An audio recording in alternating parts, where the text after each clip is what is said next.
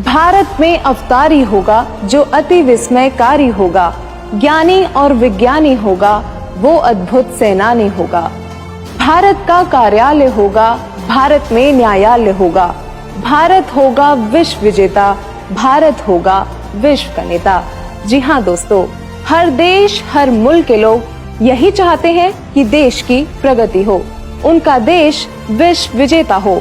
परंतु यदि दुनिया भर के मशहूर भविष्य वक्ताओं द्वारा वर्तमान के लिए की गई भविष्यवाणियों की माने तो शायद कुछ लोग उस पर यकीन ना करें। लेकिन आपको बता दें, अपनी इस रिसर्च में हम जिन भविष्य वक्ताओं की भविष्यवाणियों का जिक्र करने जा रहे हैं, उन्होंने आज से पहले भारत ही नहीं बल्कि विश्व भर का जिक्र करते हुए जितनी भी भविष्यवाणियां की हैं, वो 100 की 100 सत्य साबित हुई हैं। दरअसल इन सभी भविष्य वक्ताओं ने अपनी भविष्यवाणी में भारत के विश्व गुरु बनने का जिक्र करते हुए कहा है कि भारत विश्व विजेता होगा, पूरे विश्व में भारत ही सुप्रीम पावर होगा, भारत में ही पूरी दुनिया का कार्यालय होगा और भारत देश का परचम पूरे विश्व में लहराएगा। भविष्य वक्ताओं की भविष्यवाणियां भारत में जन्मी एक महाशक्ति के बारे में यह भी बता रही है कि वह महाशक्ति, वह महापुरुष पूरे विश्व में आध्यात्मिक क्रांति ला देगा, जिसके अध्यात्म ज्ञान से हर बुराई खत्म हो जाएगी, जिससे पूरे विश्व में शांति स्थापित होगी और तीसरा विश्व युद्ध भी टल जाएगा। नमस्कार दोस्तों, आज हम आपके सामने ऐसे महान भविष्य वक्ताओं की भविष्यवाणी लेकर आए हैं जिन्होंने समय से पहले समय की तस्वीर दिखा दी थी, जिनके धुंधले प्रतिबिंब आज स्पष्ट रूप से दिखाई दे रहे हैं। जी हाँ, आज हम आपके सामने एक ऐसे रहस्य का खुलासा करने जा रहे हैं जो एक विचित्र बदलाव की ओर संकेत करता है, एक ऐसा दौर जो विश्व में मानवता और शांति को मुकम्मल करेगा। भविष्यवाणियों के अनुसार लोगों में एक नए तरह का आध्यात्मिक झुकाव देखने को मिलेगा और यह एक आध्यात्मिक संत उस महापुरुष की जागृति से संभव होगा। वो इतना शक्तिशाली होगा कि जमीन से अर्श तक उस महाशक्ति की ही शक्ति होगी। जो दृश्य महान भविष्य वक्ताओं ने दिखाया है उस पर विश्वास करना आसान नहीं था। कहते हैं सांच को आंच नहीं लेकिन प्रमाणित करना नागुज़ीर है। यकीन मानिए, जब हमारी टीम ने इस पड़ताल का सफर शुरू किया तो एक नहीं दो नहीं बल्कि बहुत सारे भविष्य वक्ताओं की भविष्यवाणी में उस महापुरुष और महाबदलाव का जिक्र मिला, जिसके बाद उन्हीं सब भविष्यवाणियों को आधार बनाकर हमारी टीम ने उस महापुरुष की खोज शुरू कर दी। दोस्तों, हमारी इस रिसर्च में समय और कठिन परिश्रम लाजमी था, लेकिन परिणाम निराशाजनक नहीं थे। हमने सभी प्रमाण इकट्ठे किए और भविष्यवाणियों से मिलान करने के बाद अब हम उन्हें आपके सामने लेकर आए हैं। हमारी टीम ने तो पता लगा लिया था, मगर अब वक्त था तो जनता को उस महापुरुष के बारे में अवगत करवाने का। हमारी पड़ताल का निष्कर्ष कुछ ऐसा था कि जिसे जानकर हमारी टीम भी चौंक गई थी और अब ये पड़ताल आपके भी होश उड़ा देगी। तो वीडियो छोड़कर कहीं जाइएगा मत दोस्तों, वो महापुरुष हम सबके बीच मौजूद है। वीडियो को अंत तक देखिए और जानिए कि कौन है वो महाशक्ति। दोस्तों, बहुत से लोगों ने इन भविष्यवाणियों को अपने हिसाब से किसी पर सेट करने की कोशिश की है। कुछ लोग ओशो को वह महाशक्ति बताते हैं तो कुछ जय गुरुदेव पंथ के प्रवर्तक श्री तुलसीदास जी को, कुछ भारत के माननीय प्रधानमंत्री श्री नरेंद्र मोदी जी पर ये भविष्यवाणी सेट करते हैं तो कुछों ने अन्य संतों व राजनेताओं पर सेट करने की कोशिश की है। लेकिन वास्तव में ये सभी भविष्यवाणियां बिल्कुल फिट किस महापुरुष पर बैठती है, यह जानकारी आपको हमारी रिसर्च को देखने के बाद खुद ब खुद मिल जाएगी। सबसे पहले हम आपको कुछ ऐसे महान भविष्य वक्ताओं की भविष्यवाणियों से रूबरू करवाते हैं जो अपनी सटीक भविष्यवाणी से विश्व विख्यात हैं। हमारे पहले महान भविष्य वक्ता हैं इंग्लैंड के विलियम जॉन वार्नर हैमॉन्ड उर्फ कीरो, जिनको दुनिया के मशहूर हस्तरेखा विज्ञानी के तौर पर जाना जाता है। भारत की आजादी व भारत के उज्जवल भविष्य की सटीक भविष्यवाणी करने वाले कीरो विश्व में होने वाले इस परिवर्तन को किस तरीके से देख रहे थे, आइए जानते हैं।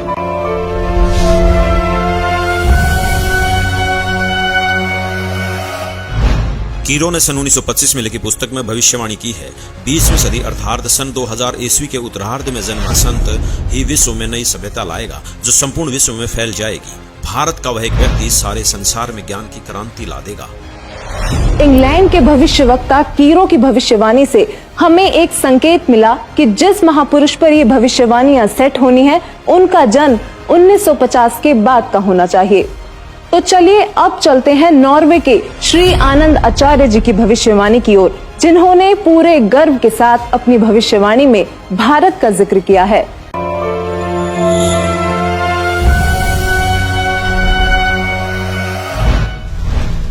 श्री आनंदाचार्य की भविष्यवाणी के अनुसार 1998 के बाद एक शक्तिशाली धार्मिक संस्था भारत में प्रकाश में आएगी, जिसके स्वामी एक गृहस्थ व्यक्ति की आचार संहिता का पालन संपूर्ण विश्व करेगा। धीरे धीरे भारत औद्योगिक, धार्मिक और आर्थिक दृष्टि से विश्व का नेतृत्व करेगा और उसका आध्यात्मिक तत्वज्ञान ही पूरे विश्व को मान्य होगा। आनंद आचार्य जी की भविष्यवाणी से हमें एक और संकेत मिला कि वो महापुरुष गृहस्थी होगा।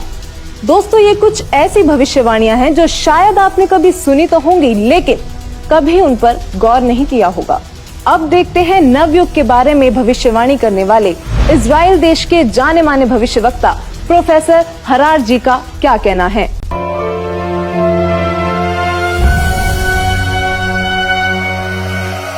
प्रोफेसर हरार। इजराइल के प्रोफेसर हरार के अनुसार भारत देश का एक दिव्य महापुरुष मानवतावादी विचारों से सन 2000 ईस्वी से पहले आध्यात्मिक क्रांति की जड़ें मजबूत कर लेगा। वह सारे विश्व को उनके विचार सुनने को बाध्य होना पड़ेगा।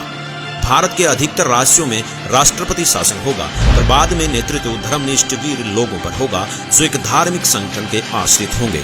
अब बारी आती है फ्रांस के प्रसिद्ध भविष्यवक्ताओं की, जिनकी भविष्यवाणियां एकदम सटीक मानी जाती हैं। जो उन्होंने कह दिया वो पत्थर की लकीर हो गया। तो आइए देखते हैं कौन है ये भविष्यवक्ता और क्या थी इनकी भविष्यवाणियां। तो चलिए सबसे पहले बात करते हैं फ्रांस के महान भविष्यवक्ता डॉक्टर जूलेमंड की।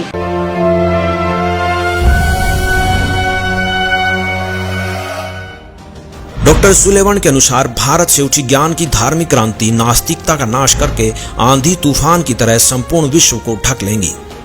उस भारतीय महान आध्यात्मिक व्यक्ति के अनुयायी देखते देखते एक संस्था के रूप में आत्म शक्ति से संपूर्ण विश्व पर प्रभाव जमा लेंगे।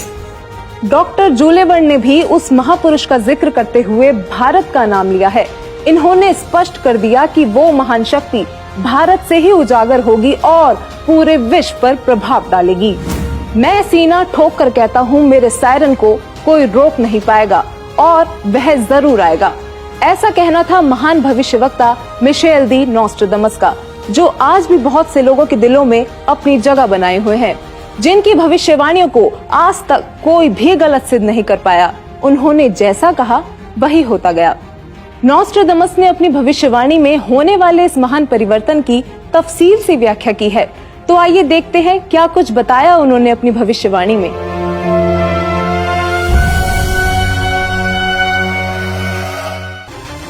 नॉस्ट्राडामस सन 1555 में अपने ग्रंथ के शतक 10 श्लोक 96 में उस महापुरुष के बारे में बताया है कि वह महापुरुष एक ऐसे देश में जन्म लेगा जो 3 तरफ से समुद्र से घिरा हुआ होगा तथा उस देश का नाम एक सागर हिंद महासागर के नाम से होगा, यानी कि हिंदुस्तान।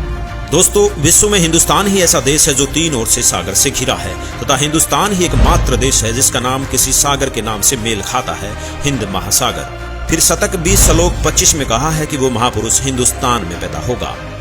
वह महापुरुष एक ऐसे प्रांत में जन्म लेगा जिसमें 5 नदियां बहती हों।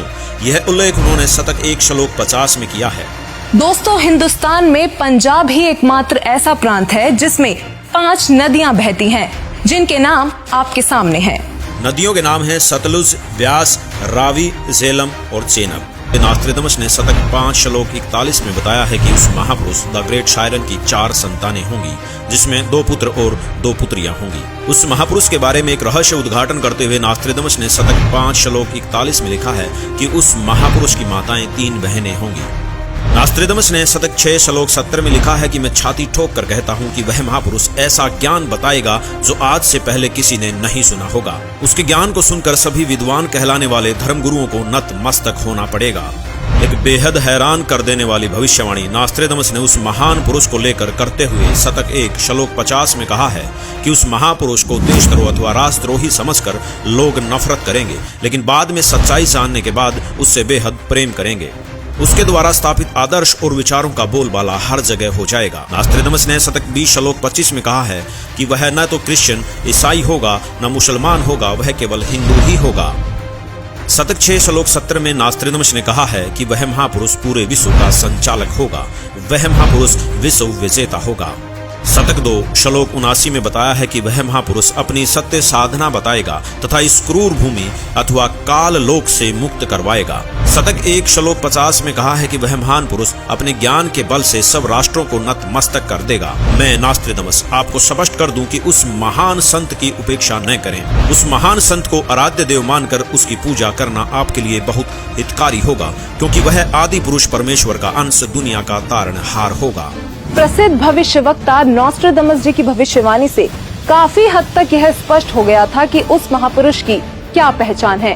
हमारी टीम ने उनके बताए हुए हर उस पॉइंट को नोट किया जो हमें महापुरुष की ओर ले जा सकते थे, और इन सभी तथ्यों को मद्देनजर रखते हुए हम आगे बढ़े और अपनी पड़ताल में अन्य भविष्यवक्ताओं की भविष्यवाणियां भी खंगालना शुरू किया।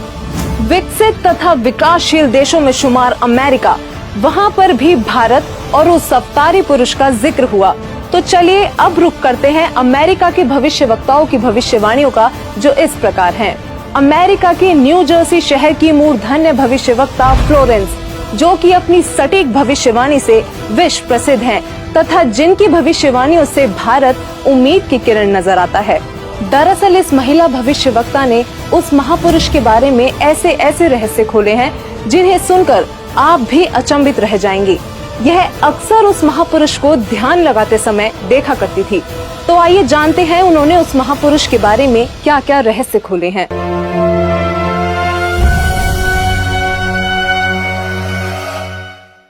भविष्यवक्ता फ्लोरेंस ने अपनी लिखी पुस्तक golden light of new era में 1960 में लिखा है कि जब मैं ध्यान लगाती हूँ तो अक्सर एक संत को देखती हूँ। उसके सिर पर सफेद बाल हैं, न दाढ़ी है न मूंछ, वह गौर वर्ण का है। उनके ललाट पर आकाश से एक नक्षत्र के प्रकाश की किरणें निरंतर बरसती रहती हैं।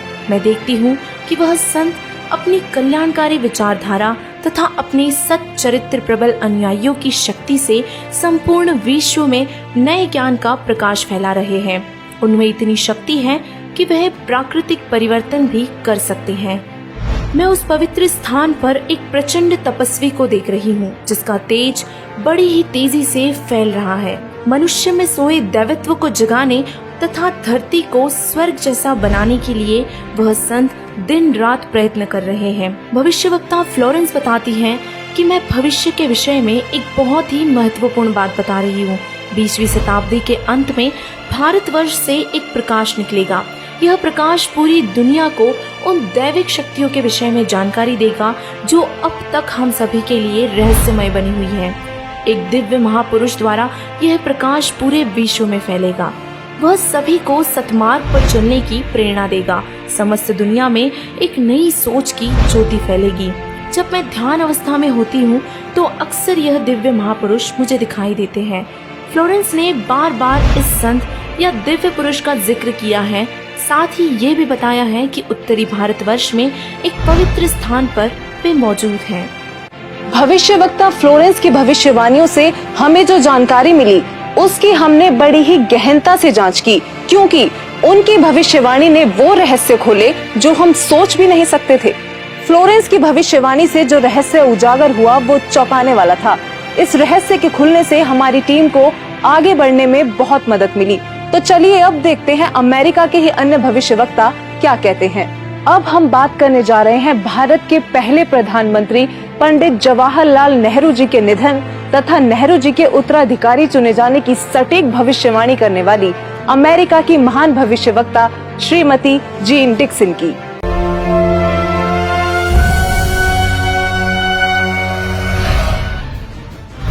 अमेरिका की महिला भविष्यवक्ता जीन डिक्सन में भविष्य दर्शन की जबरदस्त प्रतिभा थी। उनके अनुसार 20वीं सदी के अंत से पहले विश्व में एक घोर हाहाकार तथा मानवता का संहार होगा। वैचारिक युद्ध के बाद आध्यात्मिकता पर आधारित एक नई सभ्यता संभवतः भारत के ग्रामीण परिवार के व्यक्ति के नेतृत्व में जमेगी और संसार से युद्ध को सदा सदा के लिए विदा कर देगी। जीन डिक्सन की भविष्यवाणी से हमें एक और संकेत मिला कि वो महापुरुष ग्रामीण परिवार से होगा जिसके अभिनेतृत्व में भारत भौतिक, आध्यात्मिक तथा राजनीतिक दृष्टि में तीव्रता से प्रगति करेगा। दोस्तों, अब हम उस महापुरुष के बेहद करीब थे, तो चलिए आगे बात करते हैं तीसरे विश्व युद्ध की भविष्यवाणी करने वाले अमेरिका के ही महान भविष्यवक्ता एंडरसन की, जिनकी भविष्यवाणियों ने रेखा अंकित प्रतिबिंब को प्रत्यक्ष कर दिया। आइए देखते हैं।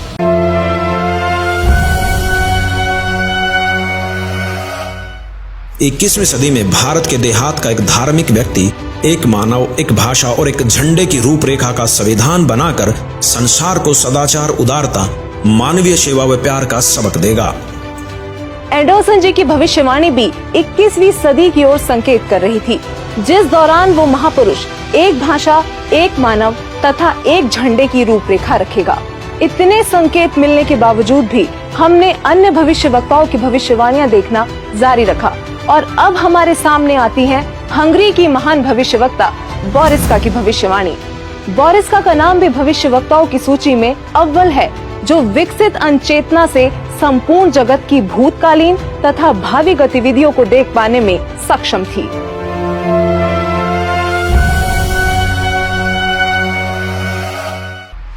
हंगरी की ज्योतिषी बोरिस्का के अनुसार इस आध्यात्मिक व्यक्ति के बड़ी संख्या में छोटे छोटे लोग ही अनुयायी बनकर भौतिकवाद को आध्यात्मिकता से बदल देंगे। मैं जानती हूँ कि जरूर इस वक्त आपके जहन में बहुत सारे सवाल आ रहे होंगे, लेकिन फिर भी बस एक बार धैर्य पूर्वक इस पूरी पड़ताल को देखते रहिए।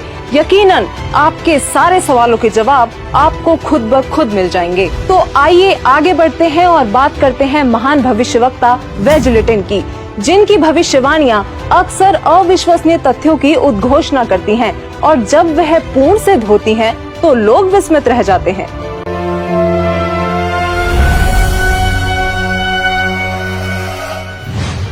श्री वेजलेटिन।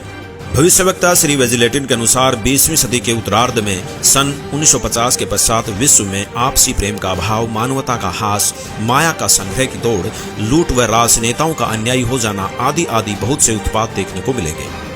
परंतु भारत में उत्पन्न हुई शांति, भ्रातृत्व भाव पर आधारित नई सभ्यता संसार से देश, प्रांत और जाति की सीमाएं तोड़कर विश्व भर में अमन और चैन उत्पन्न करेंगी।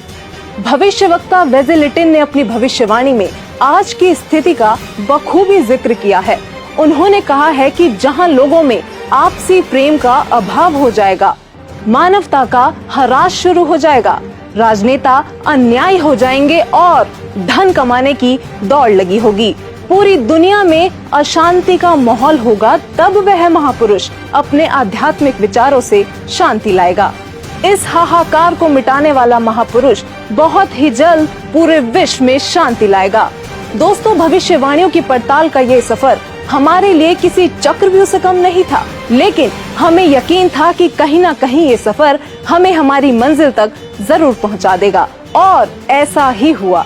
क्योंकि वो महापुरुष भारत से है, तो विदेशों के इन सभी भविष्यवक्ताओं की भविष्यवाणियों से जो जो संकेत हमें मिलते गए, उन पर गौर करते हुए अब हम भारत के भी कुछ संतों की भविष्यवाणियों पर ध्यान देने लगे। तो चलिए सबसे पहले बात करते हैं सिख धर्म के गुरु श्री गुरु नानक देव जी की, जिनके बारे में हमें ज्यादा बताने की जरूरत नहीं, क्योंकि सब उनसे बखूबी परिचित हैं। उनकी पुस्तक जन्म साखी भाई बालेवाली में एक ऐसी भविष्यवाणी मिली है जो ये स्पष्ट करती है कि वो महापुरुष कौन होगा। तो आइए देखते हैं क्या है ये भविष्यवाणी।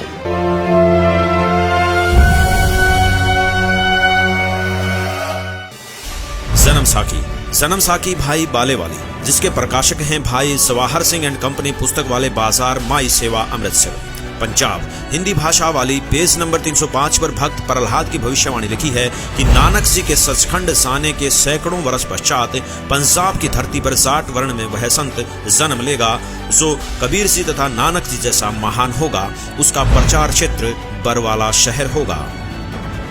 दोस्तों, जन्म साखी भाई बालेवाली में लिखी भविष्यवाणी से ये स्पष्ट हो गया कि वो संत जाट वर्ण का होगा और उसका प्रचार क्षेत्र बरवाला होगा। आरिफ का चेहरा प्रत्यक्ष दिखाई दे रहा था। हम करीब थे उस महापुरुष के जो रिवायतें बदलने में सक्षम थे। अब देखना यह था कि जाट जाति का संत कौन है और किसका प्रचार क्षेत्र बरवाला है। इसके साथ ही हमें अपनी अगली भविष्यवाणी में उस संत के जन्म का पता लगा। भारत के प्रसिद्ध संत श्री तुलसीदास जी जय गुरुदेव पंथ वाले, जिनका आश्रम मथुरा में स्थित है, उन्होंने उस महापुरुष को लेकर भविष्यवाणी ही नहीं बल्कि वर्तमान वाणी भी बोली है। जी हाँ, बिल्कुल सही सुना आपने। संत तुलसीदास जी ने वर्तमान वाणी भी कही थी, क्योंकि वो उस महापुरुष की उपस्थिति को बखूबी महसूस कर पा रहे थे और उन्होंने अपनी वर्तमान वाणी से लोगों को उस महापुरुष के बारे में बताना चाहा कि वो संत जन्म ले चुका है।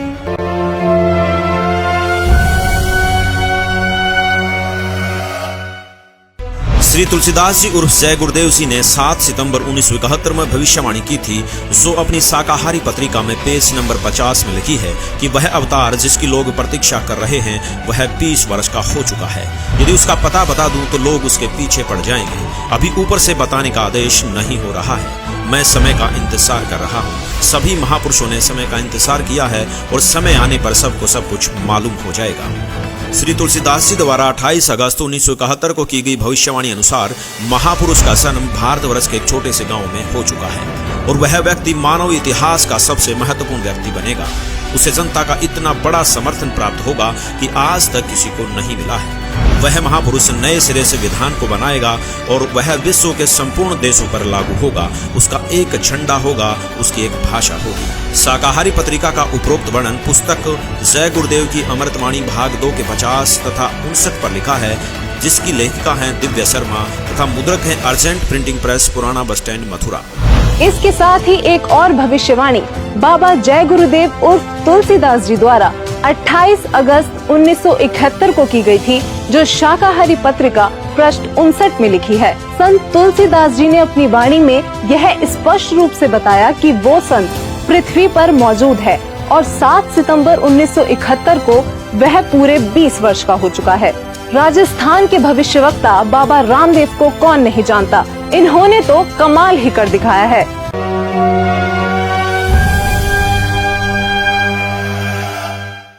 बाबा रामदेवराज जी ने अपनी पुस्तक 24 प्रमाण में लिखा है कि वो संत जाट जाति से होगा, वह तारणहार कलयुग में सतयुग लाएगा। उस संत की एक पहचान और भी होगी कि वह कबीर देव के गुण गाएगा। वो संत चारों वेदों के अनुसार ज्ञान बताएगा तथा सूक्ष्म वेद सारे ज्ञान का आधार होगा और वह तारणहार संत हरियाणा में होगा। दोस्तों, बाबा रामदेव जी ने भी अपनी भविष्यवाणी में ये संकेत दिए हैं कि वो संत जाट जाति से होगा, हरियाणा प्रदेश में जन्म लेगा, चारों वेद तथा सूक्ष्म वेद से ज्ञान बताकर कबीर देव के गुण गाएगा। दोस्तों, कलयुग में सतयुग जैसा माहौल देखने वाले योगी नारायण जी को शायद आप ज्यादा ना जानते हो, लेकिन दक्षिण भारत के इस भविष्यवक्ता ने ऐसी भविष्यवाणी की हैं जो आपको सोचने पर मजबूर कर देंगी।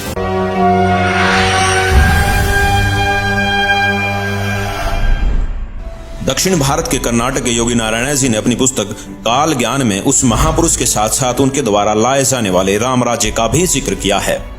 योगी नारायण जी की भविष्यवाणी कहती है कि वह दैविक शक्ति वाला महापुरुष पूरे विश्व को एक करके पूरे साम्राज्य पर राज करेगा, सबका प्रभु बनेगा। वह महापुरुष उत्तरी भारत से हो सकता है, ऐसा संकेत दिया है। उस महापुरुष का शासन धर्म युक्त होने के कारण वर्षा अच्छी होगी, फसल भी अच्छी आएगी।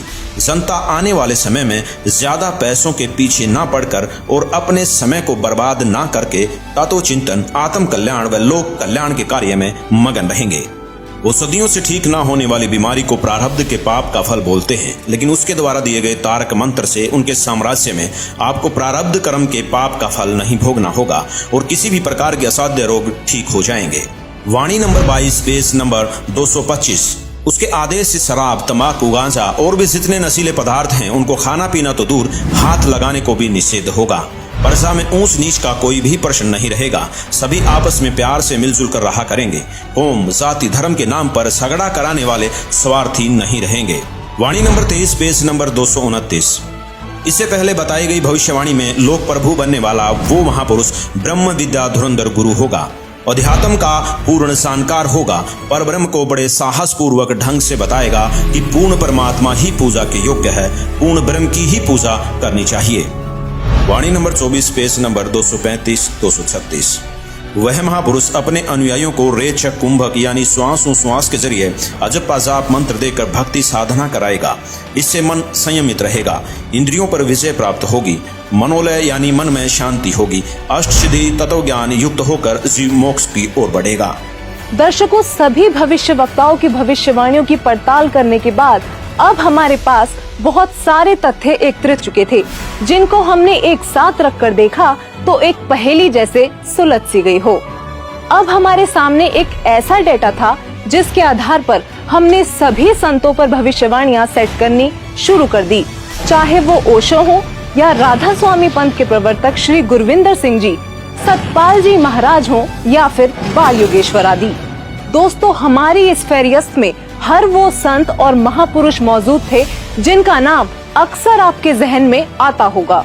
आध्यात्मिक संत या महापुरुष ही नहीं, बल्कि हमने प्रधानमंत्री नरेंद्र मोदी जी जैसे राजनेताओं पर भी भविष्यवाणी को सेट करके देखा, लेकिन एक एक करके सभी संतों व राजनेताओं की छटनी होती चली गई और अंत में हमारे सामने थे एक ऐसे संत, एक ऐसे महापुरुष जिनके बारे में हमने सोचा तक नहीं था।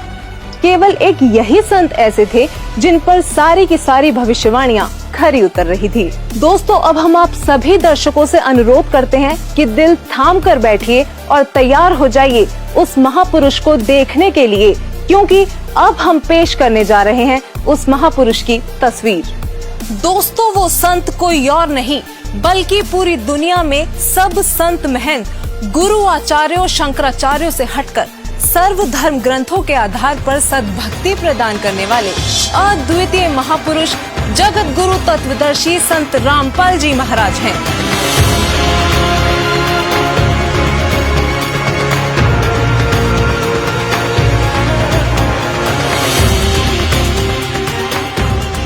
जी हाँ, यही है वो महापुरुष जिनके विषय में देश और विदेशों के महान भविष्यवक्ताओं ने भविष्यवाणियां की हैं।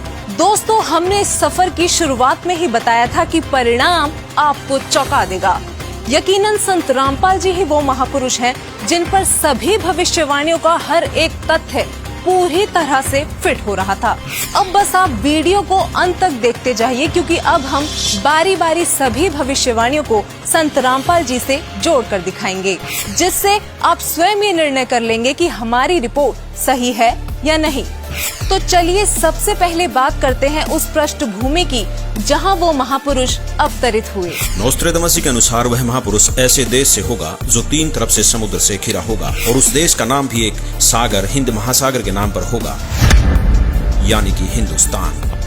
अमेरिका की भविष्यवक्ता फ्लोरेंस और जीन डिक्सन का कहना है कि प्राकृतिक परिवर्तन भी कर सकने वाला वह महापुरुष उत्तर भारत के ग्रामीण परिवार में होगा। 28 अगस्त 1971 को जय गुरुदेव पंथ के प्रवर्तक श्री तुलसीदास जी ने भी उस महापुरुष का उल्लेख करते हुए कहा है कि उनका जन्म भारतवर्ष के एक छोटे से गाँव में हो चुका है।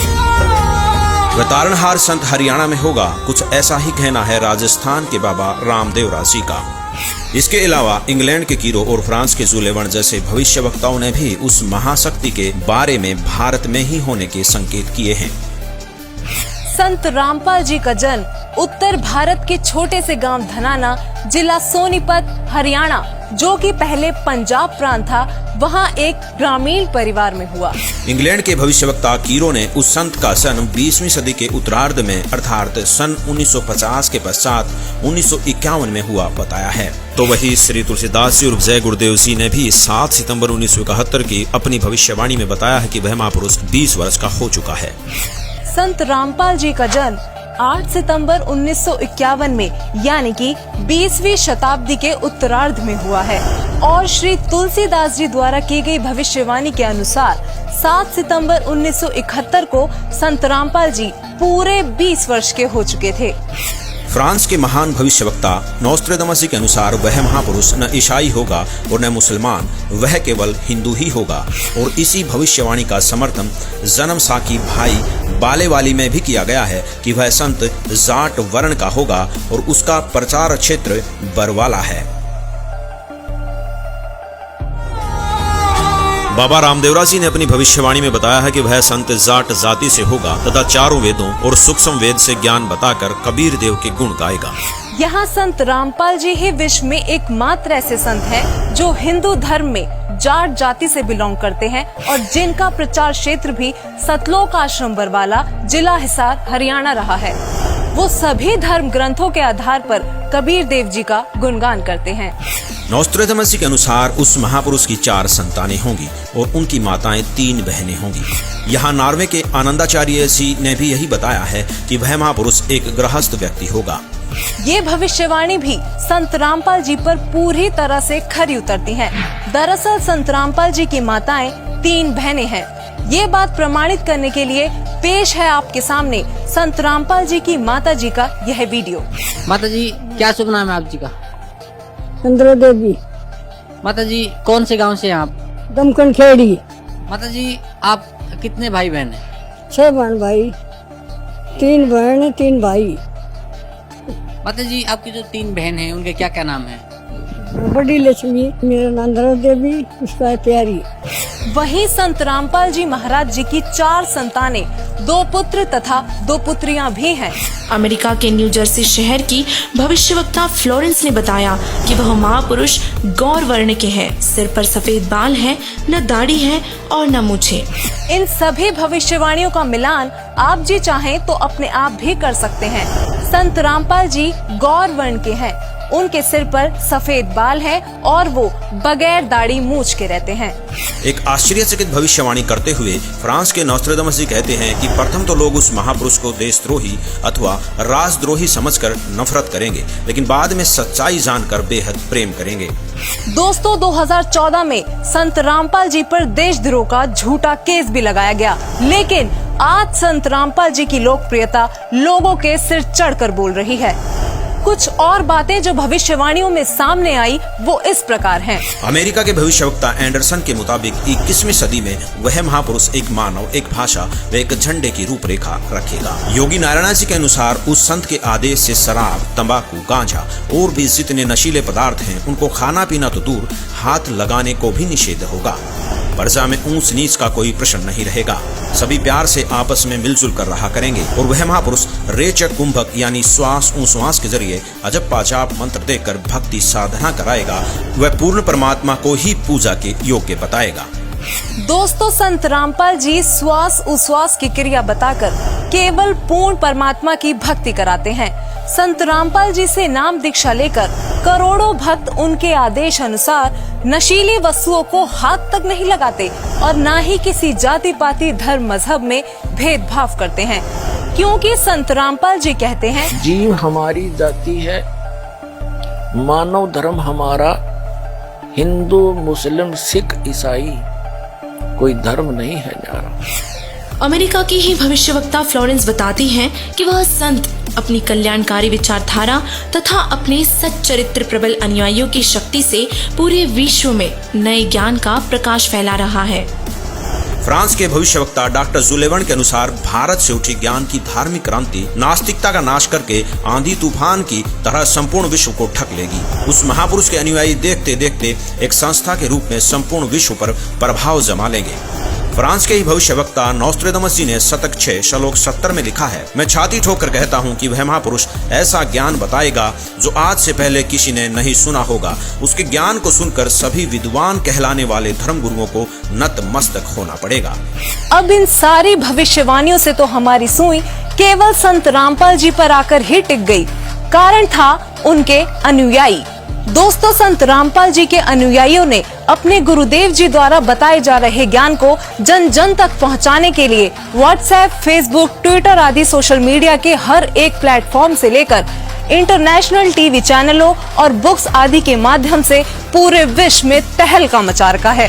संत रामपाल जी ने अद्वितीय ज्ञान बताया है, जिसके आधार पर संत रामपाल जी की काफी धर्म गुरुओं, संतों, महंतों, आचार्यों, शंकराचार्यों के साथ आध्यात्मिक ज्ञान चर्चा हुई है, जिनको देखने के बाद हमें लगा कि भविष्यवाणियों के अनुसार केवल संत रामपाल जी ही वो संत हैं जिनके ज्ञान को सुनकर सभी विद्वान कहलाने वाले धर्म गुरुओं को एक ना एक दिन नतमस्तक होना ही पड़ेगा।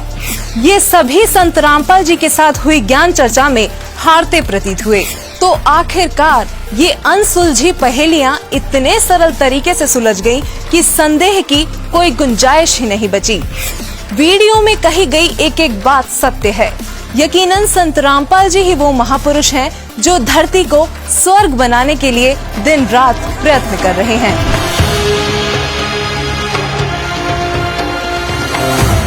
पर में पंथ प्रगट हो बाणी, ये वर्मा पंथ गरीबदास के पंथ में कहते हैं, मेरी महिमा की वाणी, मेरी लीला की वाणी पुनः प्रकट होगी उसके द्वारा, और शब्द हमारे का निर्णय ठानी। बर में पंथ प्रकट हो बाणी, हवे बाणी ये हवे है, और शब्द हमारे का निर्णय ठानी। अस्थिर घर का मरम ना पावे, ये 12 पंथ हम ही को ध्यावे, कि 12 पंथ तक, गरीबदास पंथ तक ये उस स्थायी स्थान पर नहीं जा सकते, सतलोक प्राप्ति नहीं कर सकते। फिर कहते हैं बर में पंथ हम ही चलावें, बर में पंथ में हम ही चलकर आवेंगे, गरीबदास वाले में आगे चल गए, और सब पंथ मिटा के एक का पंथ चलावें। और कहते हैं अब परमात्मा ने कलयुग को 3 चरणों बांटा है। ये प्रथम चरण कलयुग निर्याना, तब मैं घर मांडो में दाना। प्रथम चरण कलयुग का उस समय समझो जब मैं घर से सह शरीर जाऊंगा, वो प्रथम चरण होगा। और बीतली पीढ़ी का कब होगा? 5505 बीत जाएंगे तब। अब देखो आगे ये बताया कि कलयुग ऐसे ऐसे बीतेगा, और फिर बताया है कि 5000, ये कलयुग के विषय बताया कि 5505 तब ये शब्द होगा सच्चा। ओए कहते 5505 वर्ष जब बीत जाएंगे तब यह मेरी बात सच्ची होगी। ये कबीर सागर है, और इसके सवसम बोध नामक एक चैप्टर है, और खंड इसका वही बोध सागर खंड है। 170 पृष्ठ से यहां से देखियो, ये सत्य कबीर वचन यानी परमात्मा के वचन है, लेकिन हमारे काम के ये यहां से है 171 पृष्ठ से। सवसम वेद बोध, सवसम वेद बोध, यहां लिखा है 5 सहस और 500 जब, 5 सहस और 500 यानी 5500 जब कलयुग बीत जाए, महापुरुष फरमान तब जग तारण को आए। अब 5 सहस और 500 यानी 5500 जब कलयुग बीत जाए, महापुरुष फरमान तब जग तारण को आए।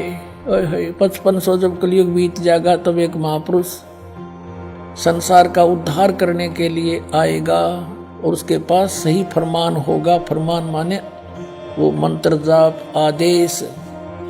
हिंदू तुर्क आदिक सब जेते जीव जहान, और सत्य नाम की साख गहें वो पावे पद निर्वाण। अब क्या बताया है कि हिंदू तुर्क, हिंदू और मुसलमान जो अलग अलग होंगे, और फिर और भी जो होंगे जैसे सिख और ईसाई आदिक यानी सभी जेते जीव जहान, सतनाम की साख गए ये पावे पद निर्वाण। निर्वाण माने मोक्ष, मोक्ष पद पाएंगे सब के सब वो सतनाम प्राप्त करके इस दास से, महापुरुष से। जैसे परमात्मा ने कहा था उस कबीर वाणी में कि सभी पंथों को मिटा के एक पंथ चलाऊंगा, उसके विषय में फिर दोहराया है कि वो कैसे एक होंगे। यथा सरित गण आप ही मिले सिंधु में धाये, सत सुकृत के मध्य में सभी पंथ समाये। क्या बताया कि जैसे सरित गण यानी नदियों का, नदियां, सरित गण माने नारी नारी नदी, और आप ही उस समुद्र में जाकर वेग धाय माने शीघ्रता से मिल जाती हैं फटाफट। ऐसे उस सत सुकृत यानी उस सच्चे पंथ के मध्य जो हम चलाएंगे, उसमें तिमी माने उसमें सब ऐसे ही समाये जैसे सरिता दरिया अपने आप समुद्र में स्पीडते में जाकर मिल जाती, एक हो जाते हैं। ऐसे सत सुकृत के मध्य सब पंथ समाये, सब एक हो जाएंगे। अब क्या बताते हैं परमात्मा धर्मदास, जो मैंने ये सवसम वेद में जो लिख दिया, जो वचन बोले हैं, ये जब लग पूर्ण होए नहीं ठीके को तिथिवार। ये ठीक क्या होती है? जैसे हमारे पहले पुराने समय में हम छोटे छोटे थे, जब यूं कहा करते कि एक व्यापारी भैंस ले गया और पैसे ना देता, आगे से आगे ठीक बता रहा है, आगे तागे समय धर रहा है, पैसे नहीं दे रहा। तो इस प्रकार यहाँ वो बताया है कि यो मैंने जो ठीक दर रखी है ना, ठीक वो निर्धारित समय कर रखा है कि धर्मदास जब तक वो समय नहीं आएगा ना, तब तक तो ये मेरी बात ये सब संवेद में लिखी हुई निराधार महसूस होंगी जो कपटी लोगों को। लेकिन जब वो समय ठीक का आ जाएगा ना, जब देखिए ढूंढा पाटेगा। अब देखो, अब हम फिर आगे कि जब लग पूर्ण होए नहीं ठीक को तिथिवार, और कपट चातुरी तब लो यो सब संवेद निर्धार। कहते हैं तब तक तो मेरे द्वारा ये बात कही गई सब संवेद वाली, ये गुप्त ज्ञान, सब संवेद माने गुप्त ज्ञान, जो पहले भी अब भी कहा है। तो ये निराधार महसूस होगा जब लग पूर्ण होए नहीं ठीका, जो ठीक को तिथिवार, यानी ठीक उस निर्धारित धरे हुए निर्धारित किए हुए समय की जो समय नहीं आएगा, तब तक तो मेरा यो ज्ञान निराधार महसूस होगा। जब वो समय आ जाएगा ठीक का, जो है ठीक का दिन आवंत, युगंत लिखा आवंत, तो क्या होगा? सब ही नारी नर शुद्ध, सब कपट छोड़ के बुराई त्याग देंगे सब नर नारी। और जब ठीक का दिन आवंत और कपट चातुरी छोड़ के वो शरण कबीर गहनत।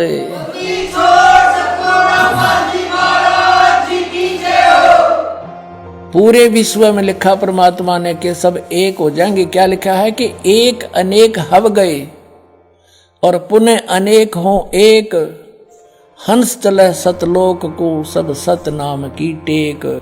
एक से हम अनेक बना दिए काल ने, हिंदू नारे, मुसलमान अलग, सिख नारे, ईसाई अलग से, और नरे धर्म बना दिए और ये मजहब पंथ गणे बना दिए।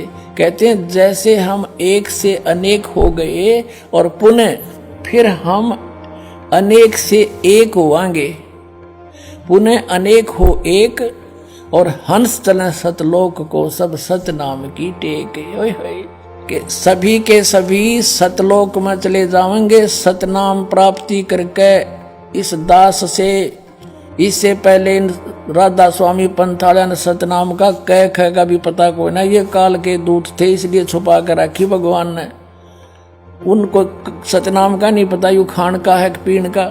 अब ये वास्तविक मंत्र आपको दिया जाएगा, इससे आप सबका मोक्ष होगा, पूरे विश्व में शांति। देखना आगे कितना कमाल किया है कि घर घर बोध विचार हो, मेरे ज्ञान का घर घर चर्चा चलेगी और दुर्मति दूर बहाए, सबकी दुर्बुद्धि दूर हो जाएगी, हाहाकार मिट जाएगा, माया की दौड़, मिलावट, रिश्वतखोरी, आपस में लड़ाई खींचातानी, ये दुर्मति दूर बहाए और कलयुग में एक होकर सब बरतें सहज शोभाए।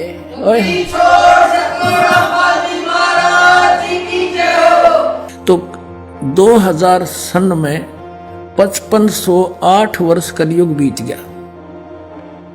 अब हम पीछे चले 5505 निकालने के लिए। 1997 में 5505 कलयुग बीता,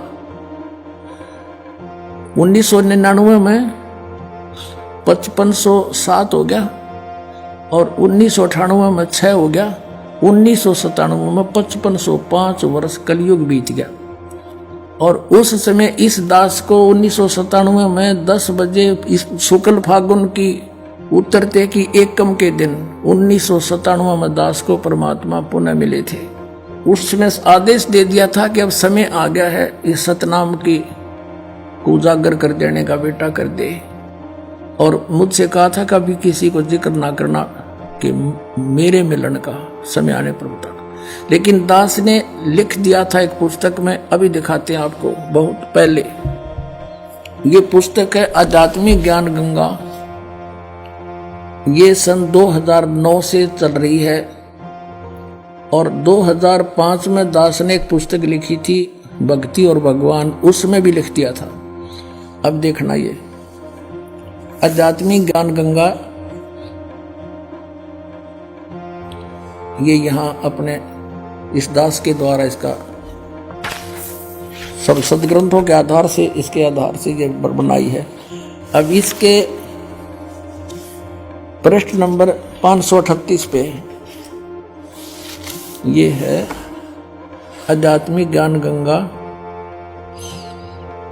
और यथार्थ कबीर पंथ परिचय नामक विषय है। 538 पर यहां देखा, मुझ दास रामपाल दास को परमेश्वर कबीर साहिब जी संवत 2053 फाल्गुन मास शुक्ल पक्ष एकम मार्च 1997 को दिन के 10 बजे मिले थे।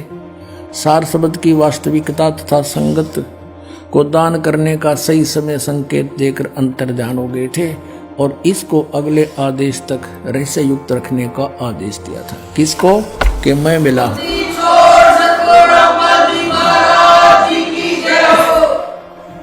तो पुण्यात्माओं, ये दास ने कोई बाद में नहीं लिखी, ये 5505 तो ईब समझ में आई हमारा। ये ईब कैलकुलेशन करी दोबारा भी कैसे सेट होया। ये वहां नो का नो जिसने मालिक ने बना के भेज रखा उसमें कमी नहीं रह सकती। ये दास उसी परमेश्वर का भेजा हुआ है आपके लिए।